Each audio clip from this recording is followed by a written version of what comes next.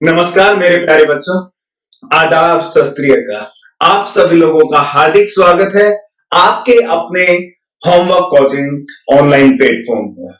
मेरे प्यारे बच्चों, मैं उम्मीद भी करता हूं कि आप लोग बिल्कुल स्वस्थ होंगे, खुश होंगे, आप अपने परिवार के साथ बिल्कुल बहुत अच्छे से। तो आओ आज शुरुआत करते हैं आपने इस प्यारे से सेशन की, और इस सेशन में हम बात करने वाले हैं सबसे इंपॉर्टेंट प्रोटीन्स के ऊपर। हम जो चैप्टर कर रहे हैं मेरे प्यारे बच्चों को, कौन सा कर रहे हैं हम लोग? न्यूट्रिएंट्स का कर रहे हैं। कौन सा कर रहे हैं हम लोग? न्यूट्रिएंट्स का, पोषक तत्वों वाला कर रहे हैं। इसमें हमने पढ़ लिया था क्या क्या, कार्बोहाइड्रेट को कंप्लीट कर चुके हैं हम लोग। कार्बोहाइड्रेट को किया हमने, और कार्बोहाइड्रेट के साथ हमने किसको किया था बेटा? आपके विटामिन को किया था। किसको किया था? विटामिन को किया था। तो अब बारी है, हम आज करेंगे प्रोटीन्स को। किसको करने वाले हैं? प्रोटीन को करने वाले हैं। तो जल्दी से हेडिंग डालिएगा और शुरुआत करते हैं आज के इस प्यारे से सेशन की। चलो जल्दी से हेडिंग डालें आप लोग। प्रोटीन, प्रोटीन की शुरुआत करते हैं। हेडिंग डालें आप लोग, प्रोटीन।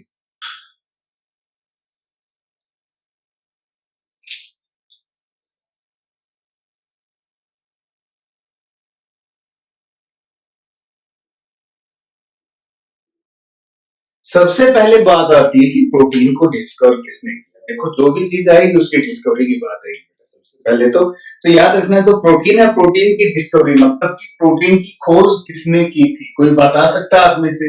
तो याद रखना, जो प्रोटीन की खोज की गई थी वो किसके द्वारा की गई थी? जे बुर्जलिस के द्वारा की गई थी। किसके द्वारा की गई थी मेरे प्यारे बच्चों? जे बुर्जलिस के द्वारा की गई थी। जे बुर्जलिस ने क्या किया था? प्रोटीन को खोजा। और इस प्रोटीन के बारे में इसने क्या बताया? इसने बताया कि प्रोटीन जो बनी हुई होती है वो किसकी बनी हुई है? ऑर्गेनिक कंपाउंड्स की बनी हुई है। किसकी बनी हुई है? It is made up of, it is made up of, it is made up of organic compounds. Is made up of organic compounds. किसकी बनी हुई है? ये आपकी कार्बनिक यौगिक की बनी हुई है। और आपको पता है कि ऑर्गेनिक कंपाउंड कौन से होते हैं? आपको अच्छे से पता है कि ऑर्गेनिक कंपाउंड्स होते कौन से हैं? ऑर्गेनिक कंपाउंड्स वो होते हैं जो किससे मिलकर बने हो? कार्बन, हाइड्रोजन और ऑक्सीजन से मिलकर बने हो बेटा। जो इनसे मिलकर बने होते हैं, इन तीनों से, कार्बन, हाइड्रोजन, ऑक्सीजन से मिलकर बने होते हैं, उसको हम क्या बोलते हैं? ऑर्गेनिक कंपाउंड बोलते हैं। तो इसका मतलब आपकी प्रोटीन भी किससे बनी है? कार्बन, हाइड्रोजन, ऑक्सीजन से। तो कुछ ना कुछ अनुपात तो होना चाहिए ना। परंतु यहाँ पर जो इनका अनुपात होता है, जो इनकी रेशो होती है बेटा, वो क्या होती है? डिफरेंट डिफरेंट होती है। बहुत अलग अलग रेशो होती है, डिफरेंट डिफरेंट। जब इसकी रेशो डिफरेंट होगी, अनुपात इसका अलग अलग होगा, तो संभव सी बात है प्रोटीन बहुत सारे प्रकार की होगी। देखो यहां से क्या मिल रहा है आपको, थोड़ा सा यहां समझने की कोशिश करना। कार्बन से सी, एच और ओ, ये है आपका कार्बन, हाइड्रोजन, ऑक्सीजन। मैंने कहा इसकी रेशो क्या है बेटा? डिफरेंट डिफरेंट, अलग अलग है, बहुत सारी अलग अलग है इसकी रेशो। तो इसकी रेशो अलग अलग है, तो इसका मतलब प्रोटीन बहुत सारे टाइप की है। तो याद रखना, जो आपकी प्रोटीन्स होती हैं वो कितने टाइप की होती हैं? 20 टाइप ऑफ अमीनो एसिड। कितनी होती है बेटा? 20 types of amino acid. 20 type of amino acid. कितने प्रकार की होती है ये? 20 प्रकार के अमीनो एसिड की होती है बेटा। तो इसलिए मैं बोल रहा हूं कि इनका जो अनुपात होता है, वो अनुपात क्या मिलेगा? हमेशा आपको डिफरेंट डिफरेंट मिलेगा, अलग अलग मिलने वाला है। आया समझ में? कोई दिक्कत यहां तक? मेरे हिसाब से कोई दिक्कत नहीं होनी चाहिए। अब यहां देखना, जो ये आपकी 20 टाइप्स की है, इसमें से आपके 12 टाइप की आपकी बॉडी में खुद बनती रहती है बेटा। तो एक बार इसको रफ कर लेते हैं, बताते हैं आगे।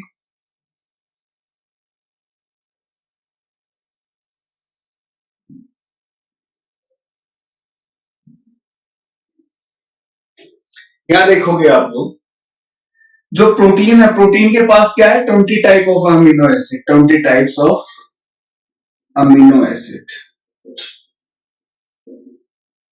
अमीनो अम्ल, अमीनो अम्ल। अब बात आती है अमीनो अम्ल आया कैसे? तो एक रिएक्शन है बेटा, इसका ध्यान देना। जो प्रोटीन आप लोग खाते हो, जब एज अ प्रोटीन लेते हो, वो आपके शरीर में कैसे टूटती है बेटा? पेप्टॉन्स के फॉर्म में जाकर टूटती है। किस फॉर्म में? पेप्टॉन्स के फॉर्म में जाकर टूटती है। और ये पेप्टॉन्स किसमें जाकर टूटते हैं? आपके पॉलीपेप्टाइड में जाकर टूटते हैं बेटा। किसमें? पॉलीपेप्टाइड्स के अंदर जाकर टूटते हैं, पॉलीपेप्टाइड्स में। और पॉलीपेप्टाइड्स किसमें टूटते हैं आपके बेटा? अमीनो एसिड के अंदर टूटते हैं। किसके अंदर? अमीनो एसिड के अंदर। तो जो हमारी बॉडी के अंदर प्रेजेंट होती है प्रोटीन, वो किस फॉर्म में प्रेजेंट होती है? वो प्रेजेंट होती है हमारे अमीनो एसिड के फॉर्म में। और हमें ली थी किस फॉर्म में? ये एज अ प्रोटीन की फॉर्म में। तो याद रखना, जो बॉडी के अंदर प्रोटीन प्रेजेंट होगी वो अमीनो एसिड होती है हमारी। तो कितने प्रकार की अमीनो एसिड होती है हमारी बॉडी के अंदर? 20 टाइप की होती है बेटा। कितने प्रकार की होती है? 20 प्रकार की। अब बात आता है कि इनको तोड़ता कौन है? इन चीजों को तोड़ कौन है? प्रोटीन से पेप्टॉन्स किसने बनाए? पेप्टॉन से पॉलीपेप्टाइड्स किसने बनाए? पॉलीपेप्टाइड से अमीनो एसिड किसने बनाए? तो ये याद रखना, ये काम जो शुभ काम किया जाता है, ये किसके द्वारा किया जाता है? एंजाइम के द्वारा किया जाता है मेरे प्यारे बच्चों। किसके द्वारा? एंजाइम्स के द्वारा। तो वो कौन सा एंजाइम्स होगा जो प्रोटीन को पेप्टॉन्स में बदलेगा? तो उसका नाम होता है बेटा पेप्सिन एंजाइम होता है। ये मैं आपको डाइजेस्टिव सिस्टम में और अच्छे से डेप्थ में बताऊंगा। अभी तो इससे संबंधित ये रिएक्शन है इसलिए मैं बता रहा हूं, बट आपके जो मेन एंजाइम्स है वो मैं आपको डाइजेस्टिव सिस्टम में बताने वाला हूं। किसके अंदर बताऊंगा मैं आप लोगों को? डाइजेस्टिव सिस्टम में बताने वाला हूं। ठीक है मेरे प्यारे बच्चों, बहुत अच्छे। अब बात आती है कि पेप्टॉन से क्या बने हैं? पॉलीपेप्टाइड्स बने हैं। पेप्टॉन से क्या बन गए? आपके पॉलीपेप्टाइड्स बन गए। तो पॉलीपेप्टाइड्स बने तो किसने बनाए हैं? तो याद रखना, यहाँ पर रिप्सन ने बनाए बेटा। किसने? रिप्सन। पॉलीपेप्टाइड से अमीनो एसिड किसने बनाए? ट्रिप्सिन ने बनाए बेटा। किसने बनाए? ट्रिप्सिन एंजाइम ने। ध्यान रखिएगा, ठीक है। तो आप देखो यार, कितने टाइप की अमीनो एसिड है? 20 टाइप की है। तो 20 में से 12 टाइप की, 12 type of amino acid, 12 type of amino acid self synthesize होती है बॉडी के अंदर। क्या होती है? सेल्फ सिंथेसिस होता है बेटा इसका बॉडी के अंदर। सेल्फ सिंथेसाइज खुद पे खुद बनती है आपके शरीर में। कितने प्रकार की? आपकी 12 प्रकार की। ये खुद पे खुद बनने के लिए सबसे ज्यादा किस चीज की जरूरत होती है आपकी बॉडी में बेटा? किस चीज का होना जरूरी है? नाइट्रोजन का प्रेजेंट होना जरूरी है। किसका प्रेजेंट होना जरूरी है? नाइट्रोजन का प्रेजेंट होना जरूरी है। यदि नाइट्रोजन प्रेजेंट नहीं है आपकी बॉडी में, ध्यान से सुन लो, यदि नाइट्रोजन प्रेजेंट नहीं है आपकी बॉडी में तो ये कभी भी प्रोटीन की फॉर्मेशन नहीं होगी। जो ये 12 टाइप वाली है बेटा, जो ये 12 प्रकार वाली है, 12 टाइप ऑफ अमीनो एसिड है, ये कभी भी नहीं बन पाएंगे आपके शरीर में अपने आप, तब यदि नाइट्रोजन नहीं है आपके शरीर में। तो इसके लिए क्या होना जरूरी है? नाइट्रोजन का होना जरूरी है। तो आपसे पूछा जाता है कि कार्बन, हाइड्रोजन और ऑक्सीजन के अलावा और दूसरा एलिमेंट कौन सा इंपॉर्टेंट है जो आपका प्रोटीन के साथ पाया जाता है? तो आप कहोगे कि सर नाइट्रोजन होता है। कौन सा होता है? नाइट्रोजन होता है। आया समझ में? बहुत है। अब बात आती है इसके अंदर 12 टाइप, तो क्या हो गई आपकी? खुद बन गई है 12 प्रकार की। तो 8 हो गई है बेटा रिमेनिंग, क्योंकि टोटल कितनी है? 20 है। 12 और 8 20 हो गई। टोटल कितनी है हमारी? 20 है ना। तो याद रखना, जो 20 टाइप की प्रोटीन है, 20 type of amino acid, amino acid 20 type, जो आपकी 8 प्रकार वाली है बेटा, ये क्या करनी पड़ती है? इनटेक करनी पड़ती है through the food. Intake through the food, intake through the food, भोजन के द्वारा इनको इनटेक करना पड़ता है। जैसे आपने सुना होगा बेटा, कॉम्प्लेन हो गया, आपका हॉर्लिक्स हो गया, बोर्नविटा हो गया, इनके अंदर जो आपका आर्टिफिशियल प्रोटीन होती है ना, वो 8 आर्टिफिशियल प्रोटीन होती हैं जो आपको इनटेक करना पड़ता है भोजन के द्वारा, जिसमें आप दाल बोलते हो, दाल में प्रोटीन मिलता है। इस तरीके से जो आप भोजन के द्वारा ग्रहण करते हो वो कितने प्रकार की होती है? 8 प्रकार की होती है। आया समझ में? मेरे हिसाब से तो यहाँ तक कोई भी आपको दिक्कत, समस्या, परेशानी नहीं आने वाली। अभी तक मैंने यही बताया कि जो प्रोटीन्स होती है बेटा, ऑर्गेनिक कंपाउंड की बनी हुई होती है। किसकी? ऑर्गेनिक कंपाउंड की, मतलब कि कार्बन, हाइड्रोजन, ऑक्सीजन की बनी होती है। और इनका रेशो क्या होता है? डिफरेंट होता है। क्योंकि 20 प्रकार की पाई जाती है। 20 में से 12 ऐसी हैं जो आपके शरीर में खुद बनती रहती हैं, सेल्फ सिंथेसाइज होती है, और खुद बनने के लिए शरीर में किसका होना जरूरी है? नाइट्रोजन का होना जरूरी है। रिमेनिंग 8 प्रोटीन्स को, 8 अमीनो एसिड को आप क्या करते हो? इनटेक करते हो थ्रू द फूड, मतलब कि खाने के द्वारा उसको क्या करते हो? आप इनटेक करते हो मेरे प्यारे बच्चों। आया समझ में? बहुत अच्छे, तो चले आगे। ठीक है, तो चलते हैं आगे।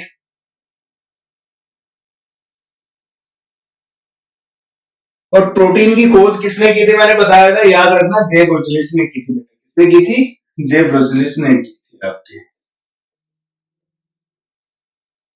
मेरे हिसाब से तो यहां तक आपको कोई भी दिक्कत, समस्या, परेशानी नहीं आने वाली। कोई भी दिक्कत समस्या नहीं आएगी। यदि इनकेस कोई भी दिक्कत आती है तो आप जरूर कमेंट करके बताएं। और जिन्होंने अभी तक हमारे चैनल को सब्सक्राइब नहीं किया है, क्लास को लाइक नहीं किया है और क्लास का लिंक शेयर नहीं किया अपने दोस्तों के साथ, जल्दी से कर दो यार। ये गलत बात है जो आप लोग करते नहीं, जल्दी से करो इस चीज। ठीक है, अब बात आती है यहाँ कि जो प्रोटीन है, तो याद रखना इस प्रोटीन से अप्रोक्सीमेटली लगभग हमारी बॉडी का 15% पार्ट बना हुआ होता है। जो हमारी बॉडी है, ये कंप्लीट बॉडी है, इसका 15% किसका बना हुआ है बेटा? प्रोटीन का बना हुआ होता है। ध्यान रखना, किसका बना हुआ होता है? प्रोटीन का बना हुआ होता है। ठीक है, तो अब बात करते हैं किसकी, हम इसके टाइप्स की बात करते हैं कि ये जो प्रोटीन है, प्रोटीन कितने प्रकार की होती है। बस इतना ध्यान रखना इस पॉइंट में। जो आपकी बॉडी है, ह्यूमन बॉडी, वो लगभग 15% किसकी बनी होती है? आपकी प्रोटीन की बनी हुई होती है। ठीक है, तो अब हम बात करते हैं टाइप ऑफ प्रोटीन्स, प्रोटीन के प्रकार। हेडिंग डालेंगे जल्दी से, type of proteins. Type of protein, protein के प्रकार। साहब 3 प्रकार की होती है ये। कितने प्रकार की होती है? 3 प्रकार की होती है। वो 3 प्रकार कौन कौन से होते हैं इसके? तो ध्यान से सुनना। पहला होता है simple protein. Simple protein, first is simple protein. Second conjugate protein बेटा। कौन सी? Conjugate protein.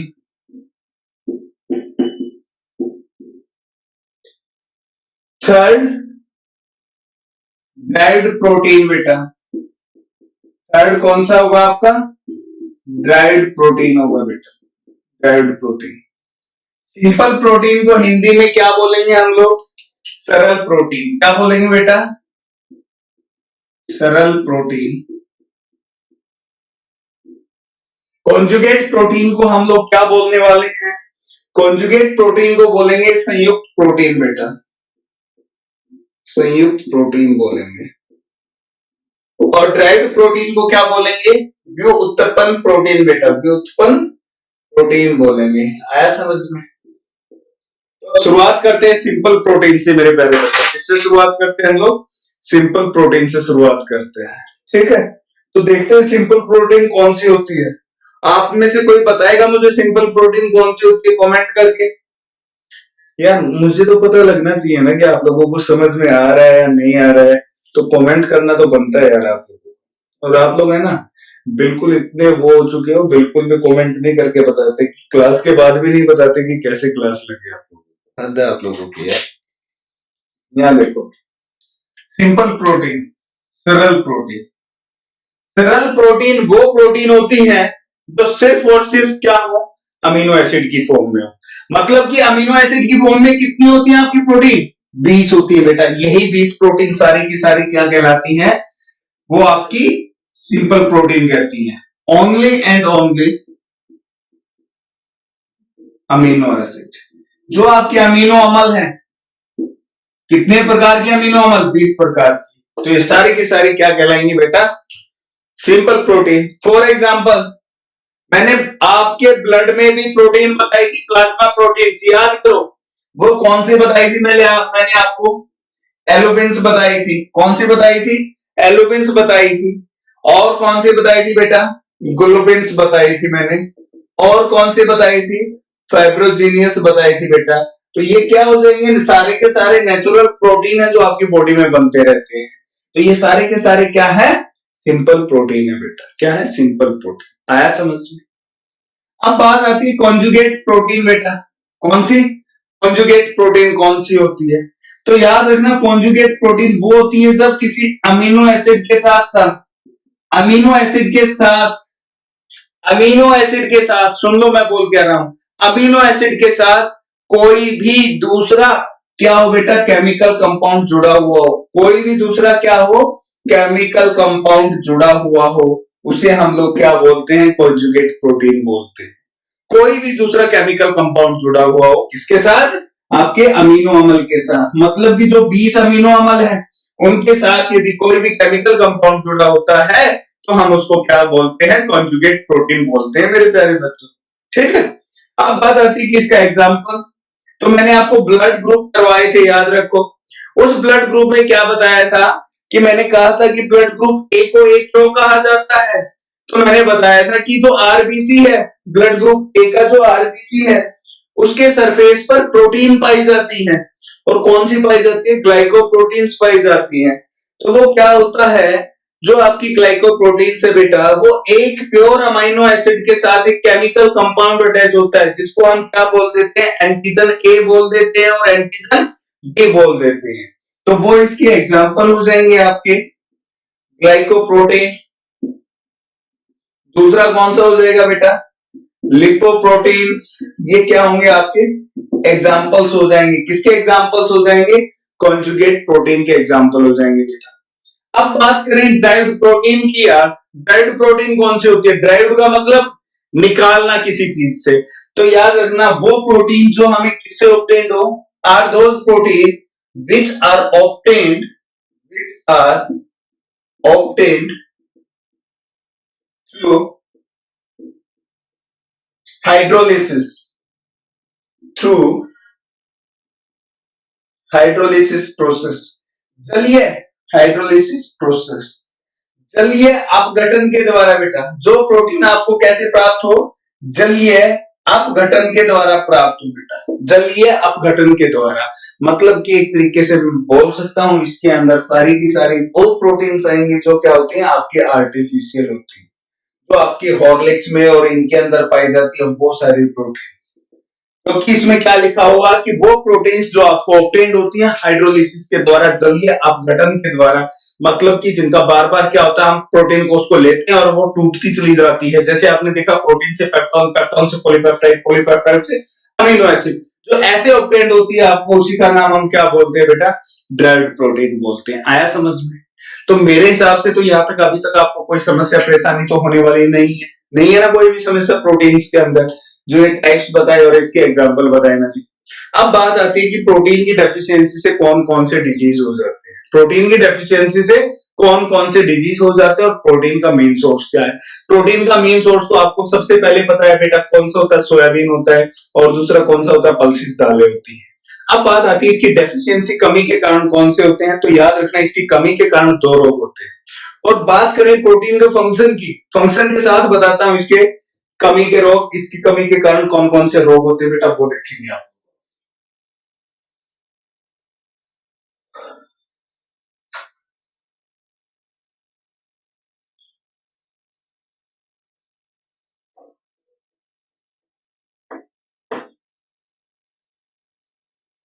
आज आप लोग बिल्कुल ढीले ढीले नजर आ रहे हो यार किसी का भी कमेंट नहीं आ रहा है अभी तक चलो ढीले होके मत बैठा करो यार ढीले होके मत बैठा करो क्या देखो बेटा क्या बात है आज तो मार्कर भी साथ नहीं दे रहे प्रोटीन प्रोटीन का मेन फंक्शन देखेंगे बेटा प्रोटीन का मेन फंक्शन क्या होता है प्रोटीन क्या बनाती है मसल्स की फॉर्मेशन करती है किसकी फॉर्मेशन करती है मसल्स की मांसपेशियों की फॉर्मेशन करते हैं किसकी करती है मांसपेशियों का निर्माण करती है मांसपेशियों का निर्माण करती है मसल्स फॉर्मेशन करती है मेरे ख्याल में क्या कर रही है मसल्स की और क्या करती है रिपेयरिंग ऑफ मसल्स भी करती है क्या काम करती है रिपेयरिंग ऑफ मसल्स का भी कार्य रिपेयरिंग ऑफ मसल्स का कौन करती है बेटा प्रोटीन ही करती है मतलब कि आपकी मांसपेशियों की मरम्मत भी करती है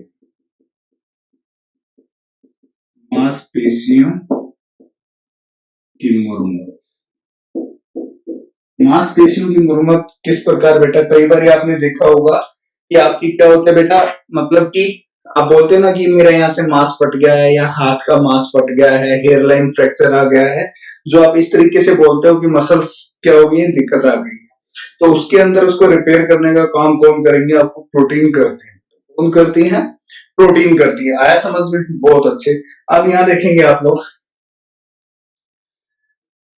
इसकी कमी के कारण कौन से रोग होते हैं। अब क्या देखोगे आप, तो इसकी कमी के कारण, किसकी कमी के कारण, प्रोटीन की डेफिशिएंसी के कारण, प्रोटीन की डेफिशिएंसी के कारण, इसकी कमी के कारण कौन से रोग होते हैं। दो रोग होते हैं इसकी कमी के कारण, और दोनों आपको पता होंगे। जल्दी से मुझे कमेंट चाहिए, जल्दी से आंसर बताओ मुझे कमेंट करके यार, जल्दी से बताओ यार, हरी अप कमेंट।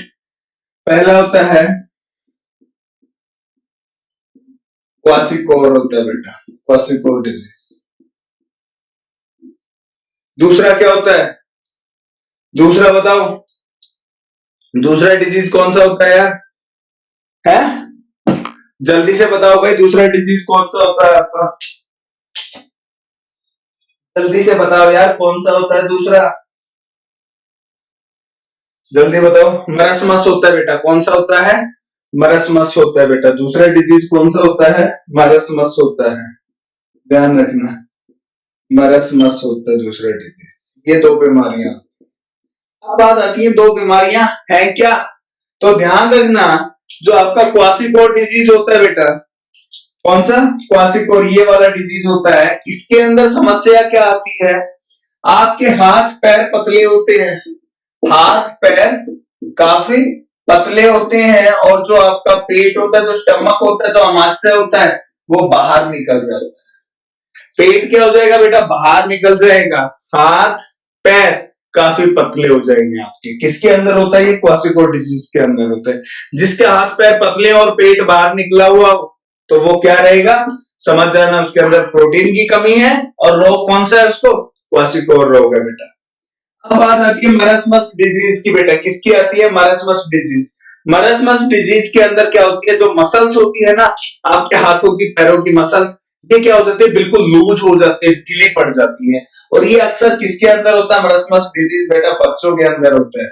उनकी क्या होती है, स्किन ऐसे लटकनी स्टार्ट हो जाती है।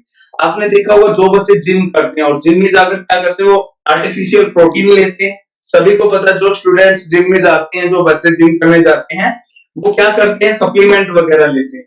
और जो सप्लीमेंट लेते हैं वो कौन सा होता है, प्रोटीन होता है बेटा सप्लीमेंट। जब तक वो प्रोटीन खाते रहेंगे तब तक तो उनकी मसल्स काफी स्ट्रॉन्ग रहेंगी, दिखने में भी अच्छी होंगी। बट जिस दिन वो आप सप्लीमेंट खाना छोड़ देते हो और वर्कआउट करना बंद कर देते हो, तो वो जो मसल्स आपकी स्ट्रॉन्ग हो गई थी, वो धीरे धीरे लूज होना स्टार्ट हो जाती है, और बिल्कुल ऐसे लटक जाती है। देखो यार, मेरी तो नहीं लटकी हुई, बट इसको मैं ऐसे खींच के दिखाऊं आपको, ऐसे नीचे की तरफ क्या हो जाती है, लटकी हुई दिखाई देती है। तो ये अक्सर किसमें होता है, अडल्ट एज से पहले होता है, और इसको क्या बोलते हैं, मरसमस डिजीज बोलते हैं। आया समझ में? तो यहाँ पर आपका प्रोटीन क्या होता है मेरे प्यारे बच्चों, कंप्लीट होता है। प्रोटीन यहाँ पर क्या होता है, हमारा समाप्त होता है, कंप्लीट होता है। ठीक है, अब बात करते हैं फैट की। तो आज ही फैट की बात करें या कल करें हम लोग, अभी तो टाइम कुछ भी नहीं हुआ, चलो फैट करते हैं यार। जल्दी से हेडिंग डालो, फैट, वसा। जल्दी से हेडिंग डालेंगे, फैट, वसा।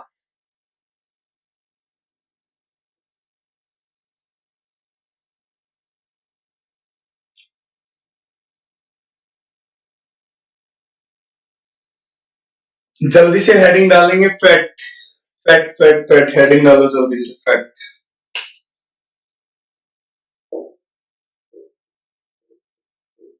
वसा, ये वसा भी बेटा क्या है, किसका बना होता है, ऑर्गेनिक कंपाउंड्स का बना होता है। किसका बना होता है, ऑर्गेनिक कंपाउंड्स का बना हुआ होता है बेटा। आसान सा है, चार बातें हैं इसमें, सिर्फ चार बातें सुन लो यार आराम से। ऑर्गेनिक कंपाउंड्स का बना हुआ होता है, मतलब कि इसमें क्या होगा आपका, ऑर्गेनिक कंपाउंड में कार्बन होगा बेटा। क्या बात, आज तो मार्कर भी साथ नहीं दे रहे भाई। कार्बन, हाइड्रोजन एंड ऑक्सीजन का बना हुआ होता है बेटा। परंतु इसकी जो रेशो रहेगी, इसका जो अनुपात रहेगा बेटा, अनुपात, इसकी जो रेशो रहेगी, वो क्या मिलेगी आपको, अलग अलग मिलेगी। क्या मिलेगी, अलग अलग मिलेगी। इसी कारण फैट को हम क्या बोलते हैं, फैट इज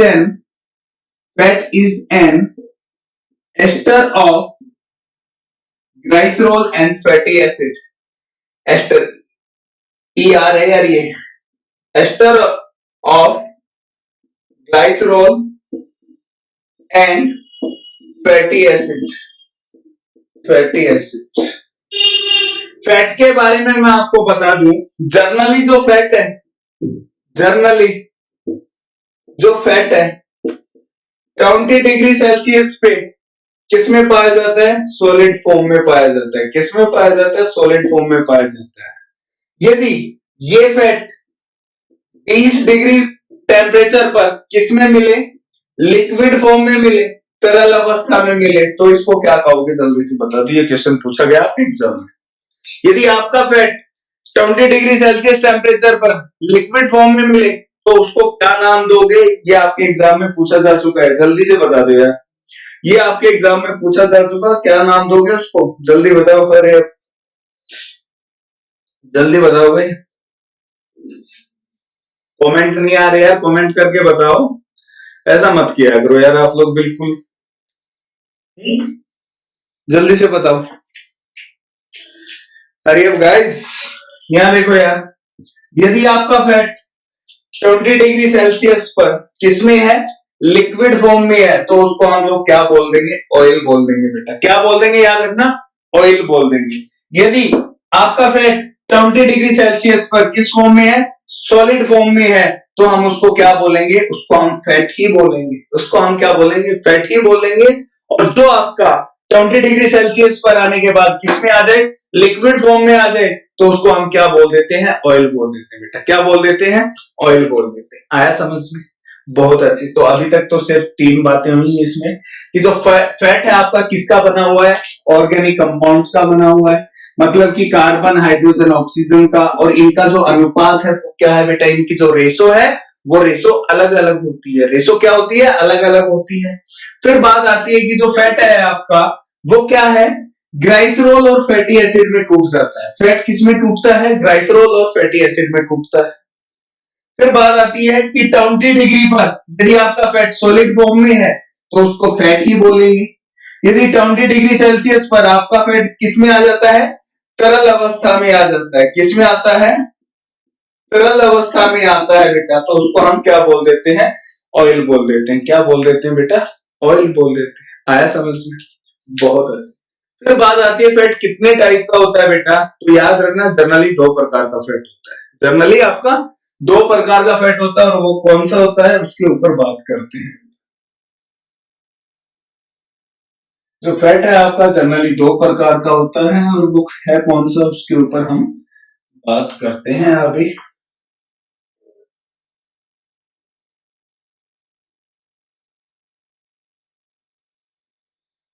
यहां देखेंगे आप लोग यार, जो जनरली जो आपका फैट है वो कितने टाइप का है, 2 टाइप का, types of fat, types of fat. एक होता है बेटा आपका अनसैचुरेटेड, अनसैचुरेटेड फैट, और दूसरा होता है आपका सैचुरेटेड फैट। दूसरा होता है आपका सैचुरेटेड फैट। एक होता है अनसैचुरेटेड और दूसरा कौन सा होता है आपका, सैचुरेटेड फैट होता है। तो इसमें देखो यार, सैचुरेटेड और अनसैचुरेटेड होगा कौन सा, डिफरेंस कैसे है इन दोनों में, ये अलग अलग किस प्रकार से है।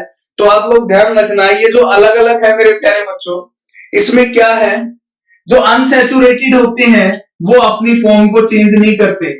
Form does not change, form does not change, does not change. जो अवस्था है अपनी अवस्था को नहीं बदलते, अपनी अवस्था को नहीं बदलते बेटा, नहीं बदलते। सैचुरेटेड के अंदर क्या होता है, सैचुरेटेड वो होते हैं who whose form change regularly, whose form changes regularly, जो लगातार क्या करते रहते हैं बेटा, बदलते रहते हैं अपनी अवस्था को, अपनी अवस्था को बदलते रहते हैं। अब मैं एग्जाम्पल से आपको सेटिस्फाई करूंगा, एग्जाम्पल से और समझ में आएगा। अपनी अवस्था को बदलते रहते हैं, बदलते रहते हैं।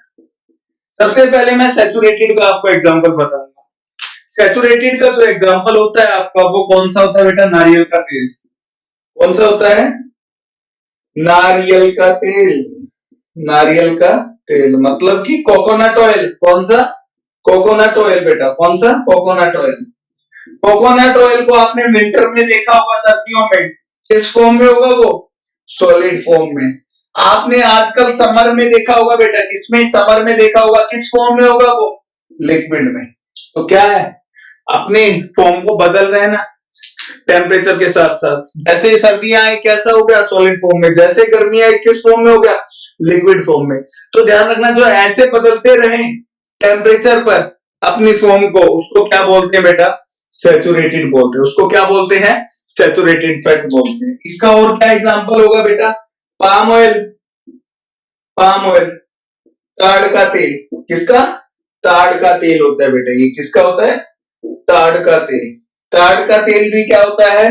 विंटर में सॉलिड फॉर्म में और समर में लिक्विड फॉर्म में आता है बेटा। इस तरफ एग्जांपल की बात करें, सारे के सारे आपके वेजिटेबल ऑयल्स, वेजिटेबल्स ऑयल बेटा, जो रसोई में जितने भी ऑयल यूज करते हो सारे किस फॉर्म में पाए जाते हैं? लिक्विड फॉर्म में। हमेशा वो विंटर और समर में किस में रहेंगे बेटा?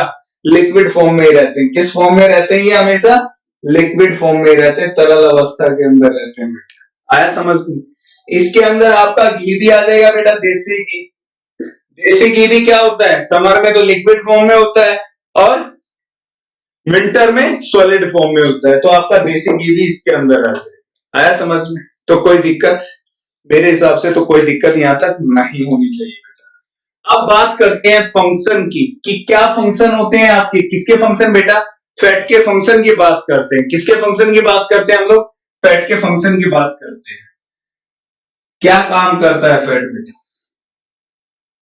यहां देखेंगे।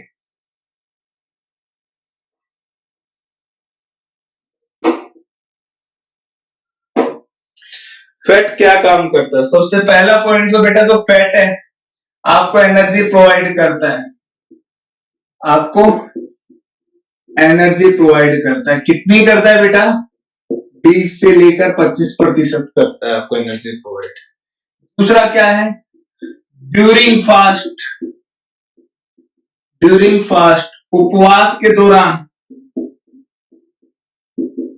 उपवास के दौरान, ड्यूरिंग फास्ट, ये क्या होता है? मेन सोर्स ऑफ एनर्जी होता है बेटा। क्या होता है ये? मेन सोर्स ऑफ एनर्जी होता है बेटा। ऊर्जा का मुख्य स्रोत होता है। कब? उपवास के दौरान। जब आप उपवास कर रहे हो तो आपको जो एनर्जी मिलती है सबसे ज्यादा, वो कहां से मिलती है बेटा? आपके फैट से ही मिलती है। नेक्स्ट पॉइंट बेटा, और लास्ट पॉइंट, ये फैट कहां मिलता है? कोई बताएगा कहां मिलता है फैट आपकी बॉडी में? तो याद रखना, स्किन के नीचे पाया जाता है। किसके नीचे? स्किन के नीचे। Fat always present, fat always present below the skin, below the skin. आपकी त्वचा के निचले भाग के अंदर, मतलब कि अंदर, त्वचा के पीछे अंदर की तरफ, ये क्या पाया जाता है बेटा? हमेशा फैट पाया जाता है। तो यह क्या काम करता है यार ये फैट? यहाँ पर ये फैट क्या काम करता है यार? लाइक नहीं ठोके आप लोगों ने अभी तक? लाइक तो ठोको यार, जल्दी जल्दी। देखो यार, मजा आ रहा है तो लाइक तो बनता है। देखो यार, गर्मी में परेशान हो रहा हूं, इतनी तो मेरी वो रखो यार। चलो बताओ जल्दी से यार, जल्दी से बताओ। जो ये फैट है आपका, जो आपका फैट है वो कहाँ है? बिलो द स्किन, स्किन के नीचे है। वहां क्या काम करता है? तो याद रखना बेटा, बॉडी की हीट को मेंटेन रखता है। फैट हमेशा क्या करता है? Fat always maintain the heat of body, always maintain the, always maintain the heat of, heat of body. शरीर के ताप को, शरीर की हीट को क्या करता है? मेंटेन करता है। फॉर एग्जाम्पल आपको बता दूं, सर्दियों में आपने देखा होगा जो आपका दोस्त काफी मोटा होता, काफी मोटा, जिसका पेट निकला होता, जिसके अंदर फैट ज्यादा होता, उसको सर्दी नहीं लगती। उसको सर्दी लगती है बट आपके कंपैरिजन में, उसको सर्दी लगती है बट आपके कंपैरिजन में उसको उतनी नहीं लगती। और जो बिल्कुल मरा सा पतला सा होता है बिल्कुल, उसको बहुत ज्यादा सर्दी लगती है। क्यों?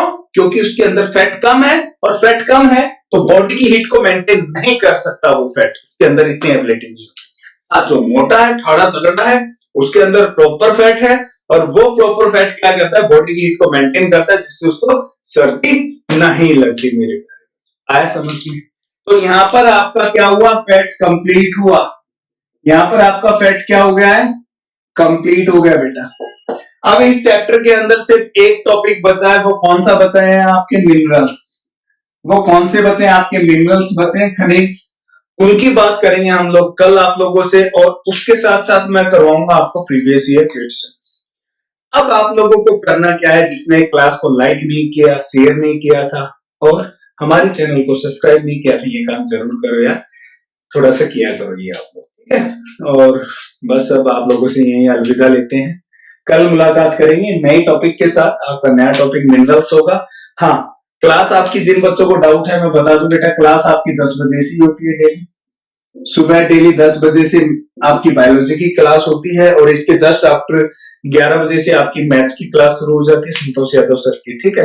तो आपकी रेगुलर 2 क्लासेस होती हैं, इनमें आप आना ना भूलें बेटा, रेगुलर अटेंड करें, और कोशिश हो तो लाइव आकर अटेंड करें आप लोग, ठीक है मेरे प्यारे बच्चों। तो अब अलविदा लेता हूं मैं आपसे। हाँ, और अपने घर आराम से मजे से रहो, लॉकडाउन के दौरान घर पे आराम से बैठ के खाओ पियो ऐश करो, बट साथ साथ पढ़ते रहो। जैसे हम आप लोगों को क्लास दे रहे हैं तो क्लास को देखा करो बेटा, अच्छे से पढ़ा करो, क्योंकि आपको पता है सीपीओ की नोटिफिकेशन आ चुकी है, एसएससी जेई के एग्जाम की डेट आ चुकी है, तो आपके एग्जाम होंगे ही होंगे। ये मत सोचना कि लॉकडाउन की वजह से एग्जाम नहीं होंगे, बेटा अब एग्जाम होंगे, ध्यान रखना इस बात का, एग्जाम होंगे, एग्जाम को कैंसिल नहीं करेंगे वो लोग, क्योंकि धीरे धीरे अनलॉक करते हुए जा रहे हैं अपनी कंट्री को, अपने देश को वो लोग अनलॉक कर रहे हैं, तो एग्जाम वो जरूर कंडक्ट करेंगे, तो इस धोखे में ना रहे आप लोग।